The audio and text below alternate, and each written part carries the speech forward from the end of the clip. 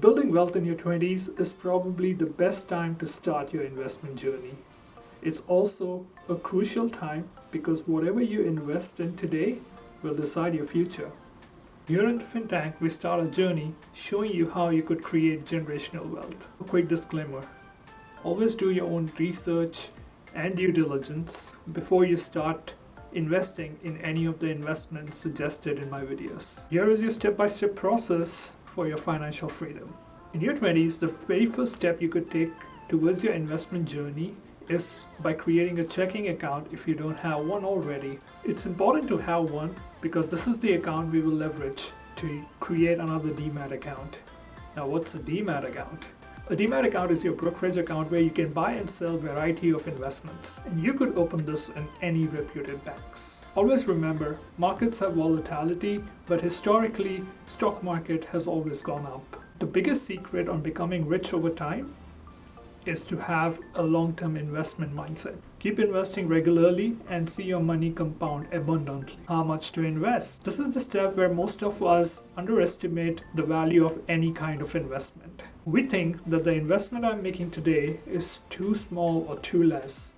But hold on, you haven't experienced the power of compounding yet. You could start investing as little as 500 rupees into your DMAT account and preferably make it as auto investment. By auto investment, I mean this 500 rupees should be taken out of your account automatically by your DMAT account and be invested into ETF or index fund of your choice. You can check more about this with your bank and ask them to set it up. Next step is to start investing. Do your own research and due diligence before making any investments. Do not go by what I suggest or what anyone else says. You need to do your own research. I personally love investing in ETFs and index funds in my 20s, as these do come with moderate risk tolerance. Although the upside is huge, and I'm okay to take that risk since I'm still young in my 20s and can readjust or rebalance my portfolio later in my 40s or 50s. Now you guys must be wondering what an ETF is. ETF stands for Exchange Traded Fund. Exchange Traded Funds track your Nifty 50 and your Sensex. Nifty 50 is basically a accumulation of index fund of top 50 companies in India, and Sensex is for your top 30 companies. Now below are the top 4 ETFs which I have been investing in, but you do your own due diligence and research before you start investing in any of these ETFs. Number 1 is SBISENSEX Sensex or UTISENSETF Sensex. Now both these ETFs track this Sensex, which is the top 30 companies, have good amount of AUM.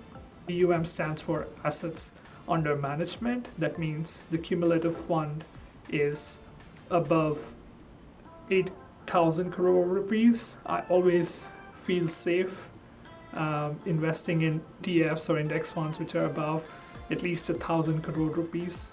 So these two are definitely the top 2 in my list. The other two which track the Nifty 50 are HDFC Nifty 100 and SBI Nifty 50.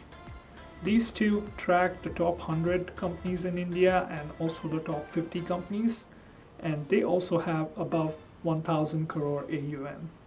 I personally feel even your 500 rupees, if you can, please diversify it into all the 4 index funds I have mentioned, and you would be much safer that way, because sometimes what happens is if you try to sell the ETF and if there is not enough liquidity, then you might not able to immediately sell it and get the money back.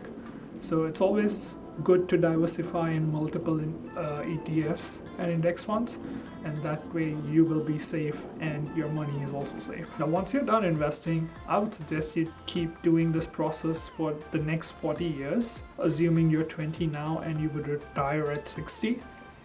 And if you do that, you wouldn't believe the returns you would have gotten by then. If you take out your calculator and do the math, a minimum investment of 500 rupees month over month with a standard 15% return which the stock market gives, you would be ending up with over 2 crores rupees in your account. And in case if the stock market gives you 20% return, you might be ending up with 30 crore rupees by the end of your investment term, which is 60 years. That is probably 2063. Now you must be wondering, okay D, fine, 2 crore rupees in 2063 might not be 2 crore because of inflation, but even if you count that, a 5% inflation year over year, which is what it is right now, those 2 crore rupees would approximately be 90 lakhs, which is still good enough money to retire with. And that is the power of compounding. Hope you like the video, and do comment any other ETFs you feel can do great long term. Thanks, this is D signing off from the DFinTank.